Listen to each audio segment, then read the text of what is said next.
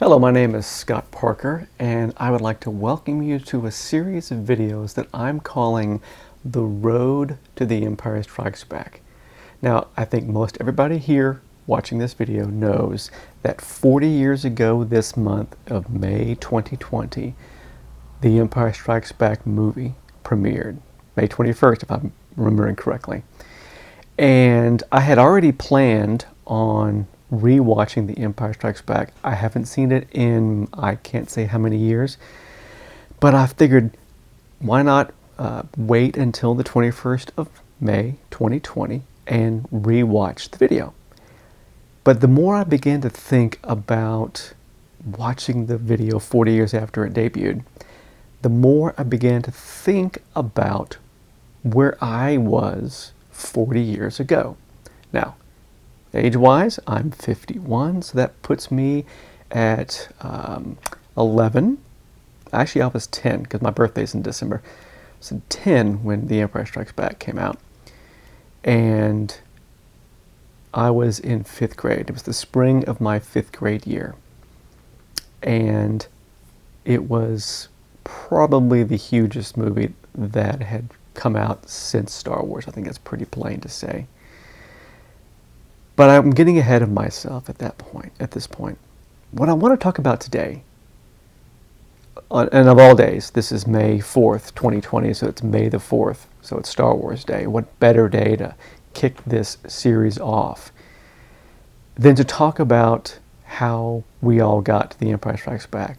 And for me, and for millions of people my age, it was the time between the first Star Wars movie and Empire Strikes Back was like this golden age. For me, it was like an eye-opening experience. There was literally a before Star Wars, and then there was an after Star Wars.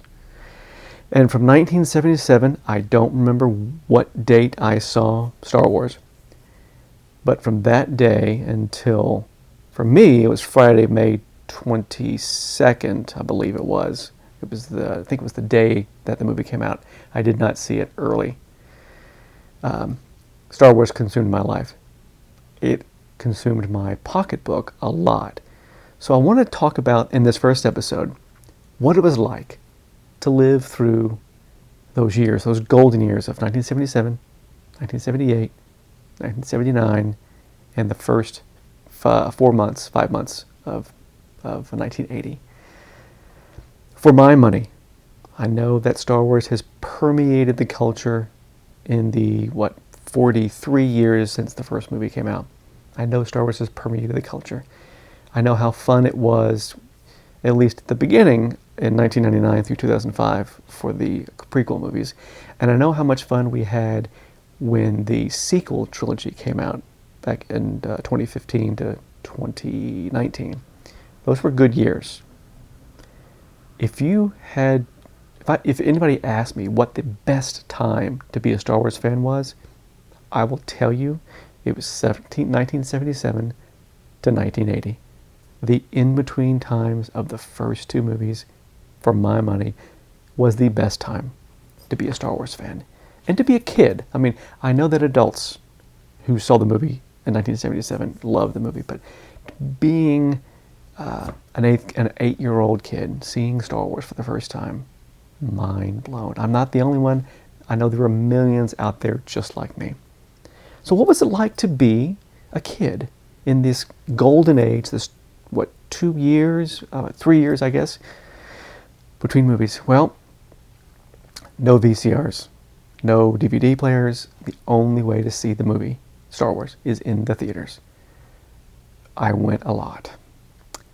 I can't say how many times I saw Star Wars in 1977. It ran for a long, long time. I, again, don't have any memory of how long it actually ran. I do know I'm from Houston, and I saw the movie in the Palms Theater down in Sugar Land, Texas. Me and my parents. And it was a mind-blowing experience. So I saw Star Wars, and I became consumed with all things Star Wars, which meant I bought a ton of stuff. And I'm going to share some of that stuff with you now. But when you don't see the movie, when you can't go see the movie, just at the lick of whenever you feel like it, at least as a 8-year-old kid, you can't go whenever you feel like it. You had to use different means, and part of that was the music. I had the soundtrack album twice. Why twice?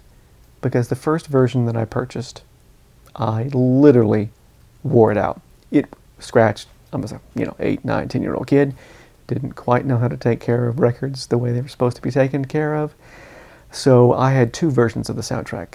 The original kind, which I think my parents still have, because I don't remember throwing away a whole lot of stuff, as you'll see when I start showing you some of the things that are out here. But yeah, so when you can't see the movie, what's the best way to encounter the movie again? Well, for my money, it was comic books. Now, I have the original 6 Marvel comic books, as everybody else does, but I also have the Treasury editions. Now, look at this guy. This would be, now this is a Whitman version. I don't remember exactly how I got this. This is the Treasury size edition of the first 3 issues of the Star Wars comic adaptation. It was a 6-issue total. This is the first 3 issues. And what's great about it is you can see nice, huge pictures, but of course you also have the, actual photographs of the characters. So, comic number 1, of course you have to have the part 2, so this would be issues 4, 5, and 6. And of course if that wasn't enough, you have to have the complete, this is the thicker version, this is all 6 stories. Now, I can imagine my parents saying, why do you need this again? I'm like, I just need it because it's Star Wars. That's usually how it was. I loved the comic book adaptations because they were based off one of those earlier scripts. So they actually had the big scene, which frankly is one of my favorite scenes of all time. I love the big scene of him early on in the movie. But the comic was just a little bit different.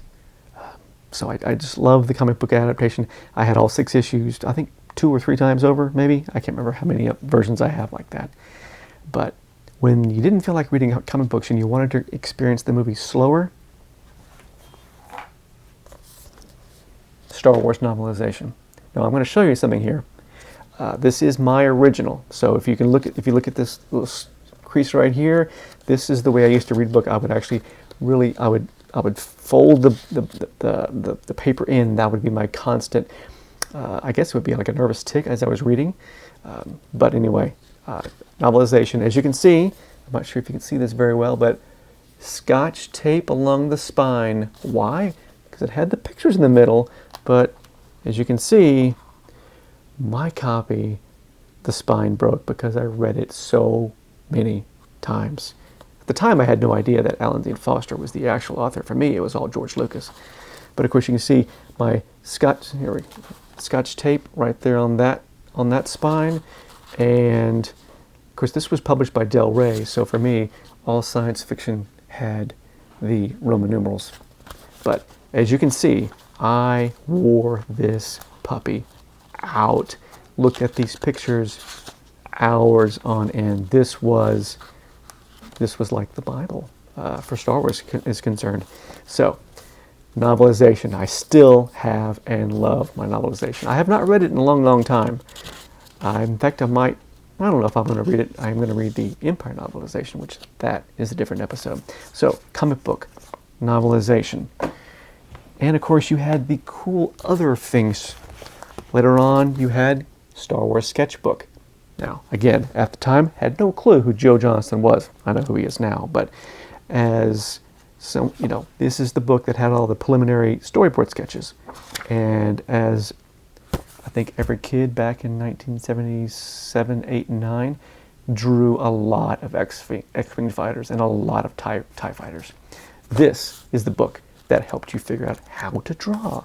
This is the book that shows you how the fact that the TIE fighter was a hexagon on the front screen.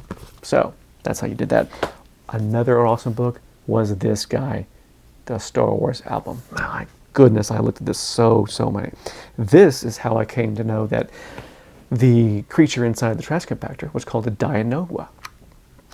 And I have a little treat in here, but this is for a different movie. But I do have my tickets right there. These are the tickets for my viewing of Return of the Jedi in '83.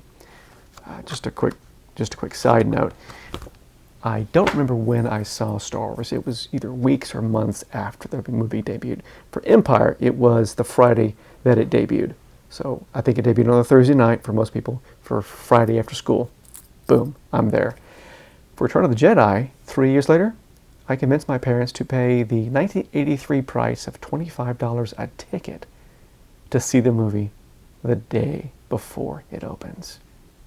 And that in 3 years' time, if I ever get around to making a Road to the Return of the Jedi, let me give you a little fun little aside. During the scrolling of Return of the Jedi, when you had the new words, the music, the soundtrack literally just stopped playing for just maybe a minute or so.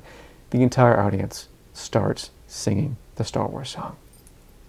One of the best experiences I've seen in a movie theater in my life.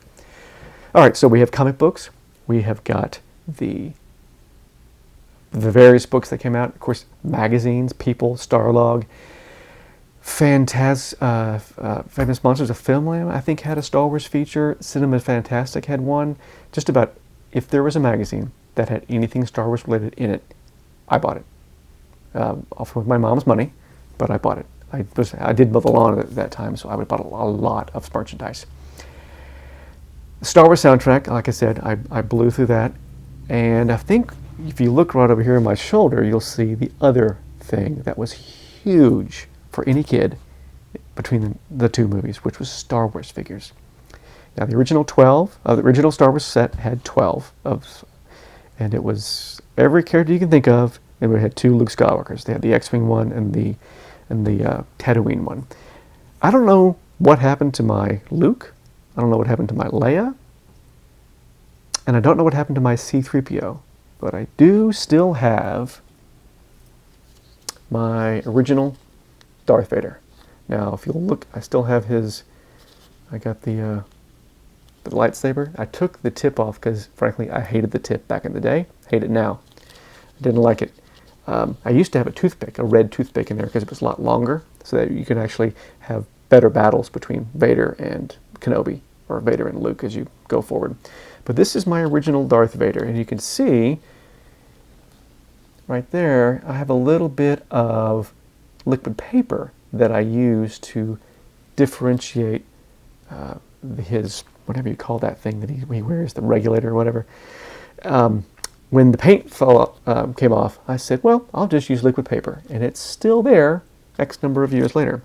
The very first figure I bought was Ben Kenobi. Now, I'm not quite sure where his lightsaber went to, but as you can see, his cape is a little bit worse for the wear. But I don't remember the order in which I picked up the pieces. I knew he was first, and I'm pretty sure R2 was second. I can't. Chewie. This is my original Chewbacca. Now, as I was saying, look, you can tell he was played with quite a bit. Now, if you're a kid and can't see the movie, you bring the movie home, which is why these action figures are here. I do have the Falcon still. It's up in a box. I have the X-Wing still, and I have the Darth Vader's TIE Fighter still. They're worse, kind of the worst. The Falcon's pretty good, but the other two are, a lot of the stickers are coming off. Oh, I wanted to bring this up to you too. So, as cool as Vader's cape is, which is the plastic version, I actually fashioned a different cape out of some felt that my mom had. She sewed, and so I won't take this off because who knows how delicate this is. But when you put the cape on Vader, I didn't have the nylon with it at the same time, but you have the awesome coolness of a big giant Darth Vader cape, which is the only way to have Darth Vader like in the movies. Now you see the 3 behind me here, the 3 Cantina band. No, the Cantina action figures. So yes, I had bought them individually, including Snaggletooth, and then of course when the Sears Cantina playset comes out, you got to buy that again, don't you? Yes, you do. You have to buy that again. So I have 2 versions of those 3 characters, and I have oh goodness, this is gonna like screw with my Star Wars cred, but I have the blue Snaggletooth, which is right, actually. The blue Snaggletooth, which I believe this was the Sears one. I honestly can't remember. I knew a whole bunch of stuff that through time has just kind of looked out the window. It's in the hard drive. Same people, of course, and little bitty Jawa. Played with quite a bit. I have two of these. I'm not sure exactly how I got two of them, but I have two. I have R2, and one leg is broken. I have R5D4 still. I have Power Droid still. I have the Death Star Commander, but he is missing a head. I have the head, and I have the figure, but, you know, that's what happens when you let your own son play with your Star Wars figures, that, you know, sometimes the head comes off. And, of course, my pride and joy was Han Solo. Now, for me, Han Solo with the small head. I believe this was the first. Again, I'm not too up on my Star Wars toy collecting market, but of course this was the coolest of the cool figures because it's Han Solo. You know, it's Luke was Luke, and he had just, you know, how he looked. Now, I did mark all of my figures with, you know, blue markers, so that way you could tell which one is which. Most of them, let's see here. Oh yeah, see, like Ben Kenobi? I marked it right there, so usually it's on the foot, but when you have a character with a black boot, you have to mark on a spot that you can actually see, which turned out to be his back of his arm. So, between the movies, you had comic books, novelizations, different types of books that were published, Star Wars figures, Star Wars soundtrack, action figures, other things Star Wars related, like Close Encounters novelization. A little bit later, after you had issue 7 of the Star Wars comic book, and of course this blew you away because this was, what was this? Brand new content, brand new stories. Started with Han Solo, then it went into Luke's stories and back and forth and back and forth. We'll get into the comics a little bit later. And novelizations, I mean not novelizations, brand new content. I do have the Han Solo that stars in. It was published, I have the hardback of that, but that is actually in a box at my parents' house. But I do have Han Solo's Revenge, and I believe the third one, it came out in 1980, I can't remember. But anyway, golden age of being a Star Wars fan was, for me, between the two movies. And there was that, so speaking of the movie, of course, when it goes away in theaters in 77, it comes back in 78, we go see it again. And then it goes away, and then it comes back in 1979. When it comes back in 1979, my parents took me to see it because it's what you do. I remember my mother not truly enjoying some of the subsequent viewings, but she was game and she took me every single time. But when Star Wars came back in, I think it was August of 1979, maybe the summer of 79, I can't remember my dates right now, they had with it a preview of The Empire Strikes Back. You got to see, it wasn't just comic books, it was the actual characters that you know and love. Luke Skywalker, Han Solo, Princess Leia, Chewbacca, the two droids, Vader. It was just, there was nothing like it. And I swear, my then 11-year-old mind somehow just put things together from trailer cuts. You know, I didn't understand how things were cut. An example of this would be, and again, this is my memory, could be wrong, could be right, but in the original Star Wars trailer, I remember that Luke and Leia swinging across the chasm, and the next cut being something from the trash compactor. So somehow in my mind, before I saw the movie, I was thinking that these two characters were swinging over the trash compactor. But when I saw the trailer for The Empire Strikes Back, somehow my mind literally created images that I think I just created them out of my own imagination. It involved like Luke being tied up. And there's that one shot in the trailer where he is going down the Bespin tube before he falls out at the bottom. I seem to remember him, I had this image of him falling into space. Again, 11-year-old kid's mind, you're just too blown away. And of course, back in those days, you didn't see them, you know, the trailer was there, at the movie you went to go see, but you can't convince your parents to go see the whole movie again and again just to see the trailer. No YouTube, no DVD. You saw it maybe once, and so that's usually how it worked. But all of that led up to May of 1980, when Star Wars 2, the sequel, the first sequel of something like this, came out. I was too young for Godfather 1 and 2.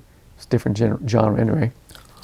Star Trek had come out in December of '79, and I did see that, but it wasn't. It was not Star Wars. It tried to be Star Wars. It just wasn't. Superman came out in '78, but again, Superman 2 had not yet come out when Empire came out. So Empire Strikes Back was the first sequel to something that I truly, truly loved. And that is what I want this film series to be, this video series to be. I want just to talk and reminisce. And what I'd love for you to do, I would love for you to comment below and just, tell me about your memories of the time between '77 and when you saw Empire Strikes Back. If you have a video series just like this, please put the link in a comment. I would love to see it. And the people who come through and comment on this, I know that they would like to see it too. So we're going to have future episodes of this thing that I'm calling The Road to The Empire Strikes Back. It is going to culminate for me when I watch my VHS original copy of The Empire Strikes Back later this month on the 21st of May.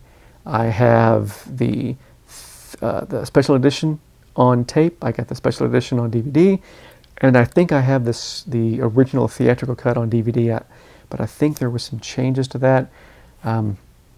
Again, I do have the 1995 VHS copy, which I believe it fixed up the sound and did some nice tweaks before the special editions came out. So I do have that copy. But no, I'm talking about the original CBS Fox version of the movie. That's what I'm going to watch on the 21st of May, later this month. So this is going to be it for the introduction of The Road to The Empire Strikes Back.